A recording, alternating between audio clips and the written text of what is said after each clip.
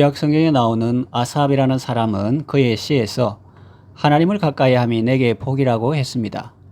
그렇습니다. 예배 시간 전에 일찍 나와서 하나님의 은혜를 사모하며 기도하는 분들은 복이 있습니다. 또 말씀을 들을 때 초롱초롱한 눈으로 설교자를 바라보며 아멘으로 화답하는 분들도 복이 있습니다. 그러나 어떤 분은 가끔 교회당 기둥 뒤나 다른 사람 뒤에 앉아서 설교자의 눈에 잘 띄지 않습니다. 또 어떤 분은 아예 눈을 감고 있기도 합니다. 그 모습을 보는 설교자의 마음은 어떻겠습니까? 의학적으로 눈이 아파서 그렇다면 이해가 되지만 그렇지 않은데도 그런다면 참으로 안타까운 일이 아닐 수 없습니다. 또 어떤 분은 하나님을 싫어하고 예배 자리에 나오는 것 자체를 싫어하는 사람도 있습니다. 하나님이 그들에게 무슨 잘못을 했습니까? 아닙니다. 그들이 모르기 때문입니다. 하나님의 사랑과 자비를 모르고 하나님에 대해서 오해가 있기 때문입니다. 그래서 믿는다고 하면서도 하나님을 전적으로 신뢰하지 못하고 늘 하나님과 일정한 거리를 두고 생활하는 것입니다. 그런데 사실은 어떻습니까? 성경은 이렇게 말씀합니다. 이사야 55장 3절 너희는 귀를 기울이고 내게로 나아와 들으라 했습니다. 귀를 기울이라 내게로 나아오라 들으라 그런 표현이 나오죠. 그리하면 너희의 영혼이 살리라 했습니다. 또 잠언 8장 17절에 나를 사랑하는 자들이 나의 사랑을 입으며 나를 간절히 찾는 자가 나를 만날 것이니라 했습니다. 또 잠언 8장 34절과 35절 보면 누구든지 내게 들으며 날마다 내 문 곁에서 기다리며 문설주 옆에서 기다리는 자는 복이 있나니 대저 나를 얻는 자는 생명을 얻고 여호와께 은총을 얻을 것임이니라 했습니다. 예수님 앞에 나오면 좋은 일이 많이 있습니다. 어떤 좋은 일이 있습니까? 이제 본문을 살펴보면서 함께 은혜를 받겠습니다. 첫째로 죄 사함을 받습니다. 20절에 그 내용이 나오죠. 본문에 나오는 이 사람은 일반 사람들이 볼 때는 몸이 불편한 사람입니다. 그러나 예수님 보시기에는 그보다 더 중한 문제가 있었습니다. 예수님은 그의 마음을 보셨습니다. 아마 그는 죄 때문에 마음에 많이 고민했을 것입니다. 예수님은 그의 이런 형편을 아시고 병을 고치기 전에 먼저 그의 죄를 사해 주셨습니다. 이 사람아 내 죄 사함을 받았느니라. 예수님의 이 말씀을 듣고 그 병자는 큰 위로와 평안을 얻었을 것입니다. 21절을 보면 서기관과 바리새인들은 예수님의 말씀을 듣고 이 사람이 신성 모독 죄를 범한다고 생각했습니다. 예수님이 그들의 생각을 아시고 질문하셨습니다. 23절 네 죄 사함을 받았느니라 하는 말과 일어나 걸어가라 하는 말이 어느 것이 쉽겠느냐? 여러분 어느 말이 더 쉽겠습니까? 우리 입장에서 보면 둘 다 어렵겠죠. 그러나 굳이 경중을 따지자면 전자가 더 어려울 수 있습니다. 후자는 구약에서 선지자들 중에서도 한 사람이 있지만 전자는 오직 하나님만이 하실 수 있는 일이기 때문입니다. 그러나 표면적으로만 본다면 전자가 쉽죠. 후자는 열매가 따라야 하는데 전자는 말만 하면 되기 때문입니다. 그래서 바리새인들이 예수님을 참남하다 한 것 아니겠습니까? 병이 낫는 것도 좋은 일입니다. 그러나 죄를 사함받는 것은 더 좋은 일입니다. 예수님이 중풍병자의 병을 고쳐주신 것은 당신이 바로 죄 사하는 권세가 있는 하나님이심을 드러내신 것입니다.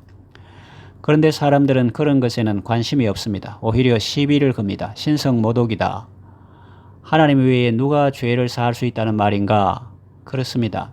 하나님만이 죄를 사할 수 있습니다. 그러니 병자의 죄를 사해 주신 예수님은 바로 하나님이신 것입니다. 그렇게 생각하고 예수님을 믿으면 복일 텐데 사람들은 그렇게 하지 않습니다.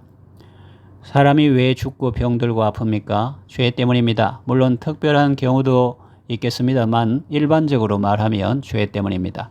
성경에 죄의 삭은 사망이라고 했습니다. 또 모든 사람이 죄를 범하였음에 하나님의 영광에 이르지 못한다고 했습니다. 사람이 하나님의 영광 가운데 살면 얼마나 좋겠습니까? 그러나 죄가 있기 때문에 거기에 이르지 못하는 것입니다. 그러므로 인생의 최대 문제는 그 죄를 해결하는 것입니다. 죄 사함 받는 것입니다. 이 문제를 해결하지 않고서는 어떤 좋은 것도 기대할 수 없습니다. 이것이 인생 최대의 숙제요, 해결해야 할 과제입니다. 이 문제를 세상 아무도 해결할 수 없었습니다.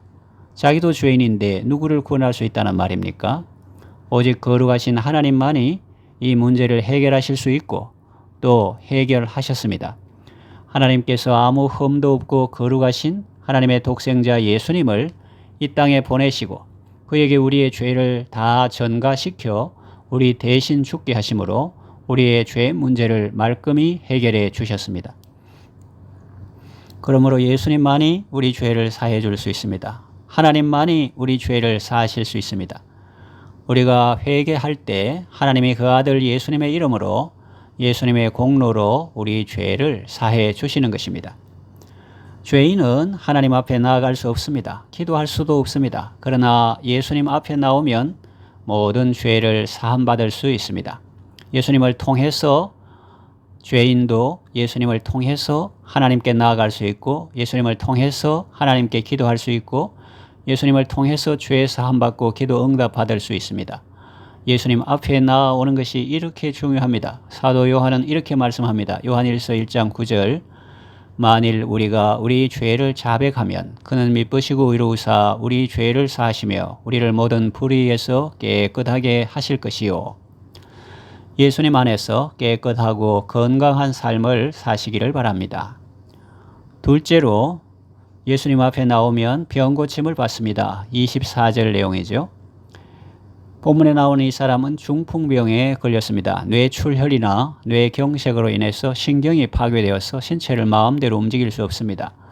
혼자서 움직일 수 없고 옆에서 누가 도와주어야 합니다. 때로는 심한 고통을 수반하기도 합니다. 이 병에 대해서 우리는 일찍이 백부장이 말한 것을 참조할 수 있습니다. 마태복음 8장 6절 내 하인이 중풍병으로 집에 누워 몹시 괴로워하나이다. 사람이 오죽 아프면 눕겠습니까? 부지런히 움직이고 시중 들어야 할 하인이 누워있다는 것은 손 쓸 수 없이 아프다는 증거입니다. 친구들이 중풍병자를 침상에 눕혀 예수님께로 데려왔습니다. 사람들이 너무 많아서 지붕에 올라가 지붕을 뜯고 줄로 달아내렸습니다. 예수께서 그들의 믿음을 보시고 중풍병자에게 말씀하셨습니다. 이 사람아, 네 죄 사함을 받았느니라. 그리고 잠시 후에 또 이렇게 말씀하셨습니다. 일어나 네 침상을 가지고 집으로 가라. 그러자 그 사람은 곧 일어나 그 누웠던 침상을 가지고 자기 집으로 돌아갔습니다. 하나님께 영광을 돌리며 말이죠. 이렇게 예수님은 우리의 생명을 파멸해서 구속해 주십니다. 서기관과 바리새인들은 예수님의 첫 번째 말씀에는 신성 모독으로 생각했다 하는 말이 나오는데 그 후에 예수님이 하신 행동에는 아무 말도 못합니다. 일어나 네 침상을 가지고 집으로 가라 했을 때 그 사람이 그들 앞에서 곧 일어나 그 누웠던 것을 가지고 하나님께 영광을 돌리며 자기 집으로 돌아갔습니다. 거기에 대해서는 시비 걸지 않습니다. 오히려 이렇게 말합니다. 26절 모든 사람이 놀라 하나님께 영광을 돌리며 심히 두려워하여 이르되 오늘 우리가 놀라운 일을 보았다 하니라. 왜 그랬을까요? 그들이 말로는 죄사함이 병 고침보다 더 큰 문제라고 생각했지만 실제 삶으로는 죄사함보다 병 고침을 더 크게 여겼기 때문이 아니겠습니까? 우리도 그렇게 생각하고 그렇게 살아갈 수 있습니다. 죄사함보다 병 고침 받은 것을 크게 여기고 예수님을 믿고 하나님을 추구하는 삶보다 우선 당면한 문제를 해결받는 데 더 큰 관심을 기울이고 있지는 않은지요. 예수님 앞에 나오면 예수님은 우리의 문제를 해결해 주십니다. 병을 고쳐주시고 갈등을 해결해 주시고 문제를 풀어 주십니다. 그것은 그 자체가 목적이라기보다는 예수님을 믿게 하기 위한 방편입니다. 무슨 말입니까? 병이 나았으면 그걸 통해 예수님이 바로 하나님이신 것을 알고 믿고 순종하고 따르라는 것입니다. 앞으로 계속 나아가야 합니다. 그렇지 않고 예수님을 추구하지 않고 계속 그 자리에 머무르면서 자기 소원을 이루어달라고 하는 것은 믿음이 아닙니다. 예수님은 나의 소원을 이루어주기 위해서 언제나 대기하고 있는 그런 분이 아닙니다. 그렇다고 우리의 소원을 안 이루어준다 그런 말도 아닙니다. 신앙의 궁극적인 목표는 예수님이시라는 말입니다. 병이 나았으면 그 병을 낫게 해주신 예수님을 추구해야 옳습니다. 어려운 문제가 해결되었으면 그 문제를 해결해 주신 하나님을 찬양하고 하나님을 추구하는 삶을 살아야 합니다. 질병 문제를 맡겨 해결받았다면 이제는 인생 전체를 주님 손에 맡기라는 것입니다. 그런데 병이 나았을 때 하나님을 추구하는 삶을 살지 못하고 계속 병 낫는 그 자체에만 관심이 있다면 이것은 온전한 신앙이 아닙니다. 이런 것을 기복신앙이라 합니다. 예수님이 병을 한 번만 고쳐주고 그 다음부터는 안 고쳐주신다는 말을 하는 것이 아닙니다. 예수님은 영원토록 우리의 구원자십니다. 팔이 아플 때 기도하면 팔을 고쳐주시고, 배가 아플 때 기도하면 배를 낫게 해주시고, 두통이 있을 때 기도하면 머리를 낫게 해주십니다. 그러나 무엇을 하든지 언제나 하나님을 추구하라는 말이죠. 하나님이 살아계시는데 내 모든 병을 고치신다고 했는데 병원이나 의사나 약은 이제 무슨 필요 있나 라고 생각하시면 안 됩니다. 하나님은 의사나 약을 통해서 우리를 낫게 하시기도 합니다. 병원에 가든지 약을 먹든지 언제나 하나님을 추구하고 하나님을 의지하라는 말입니다. 그러나 무엇보다 더 중요한 것은 예수님은 우리의 죄를 사해 주시는 우리의 구원자 하나님이신 줄을 믿고 예수님을 따르는 것입니다. 병은 나았는데 건강한 몸으로 더 죄를 짓는다면 어떻게 되겠습니까? 문제를 해결받았는데 예배 생활에서 더 멀어진다면 어떻게 되겠습니까? 병이 나는 것도 좋고 문제가 해결되는 것도 좋지만 더 중요한 것은 예수님을 구주로 믿고 따르는 것입니다. 예수님 앞에 나와서 병 고침 받으시고 질병을 다스리시는 주님을 더욱 의지하시기를 바랍니다. 셋째로 사랑받습니다. 24절에서 26절 내용입니다. 중풍병자의 평소의 삶의 모습을 상상해 보십시오. 그가 주변 사람들에게 환영받았겠습니까? 긴 병에 효자 없다는 말이 있습니다. 가족이니까 겉으로 힘들다는 표현은 하지 않았겠죠. 그러나 마음속으로는 힘들다고 생각했을 것입니다. 불편하다고 생각했을 수도 있습니다. 다른 사람들은 약간 도와주는 것을 귀찮게 생각했을 수도 있습니다. 여하간 중풍병자의 삶은 환영받는 삶이 아니고 존중히 여김받는 삶은 아니었을 것입니다. 그런데 그가 예수님 앞에 나왔을 때 그는 화제의 중심 인물이 되었습니다. 요즘 같으면 저녁 9시 뉴스에 헤드라인 뉴스로 나온 것과 같습니다. 무명의 중풍병자가 예수님 때문에 일약 스타가 되었습니다. 예수님은 사람들에게 소외당하고 외면당하던 그를 따뜻한 사랑으로 대해 주셨습니다. 이 사람아, 네 죄 사함을 받았느니라. 내가 네게 이르노니 일어나 네 침상을 가지고 집으로 가라. 이렇게 칭찬하시고 축복해 주셨습니다.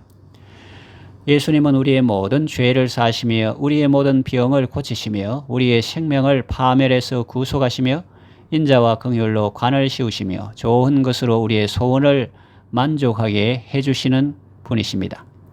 사람은 사랑받으면 얼굴에 생기가 돕니다. 행동이 활기찹니다. 여러분 모두 예수님 앞에 나와 사랑받고 구원받고 은혜받고 복받는 삶을 사시기를 바랍니다. 이제 말씀을 정리하며 맺으려고 합니다. 시편 103편 3절에서 5절은 하나님에 대해서 이렇게 말씀합니다.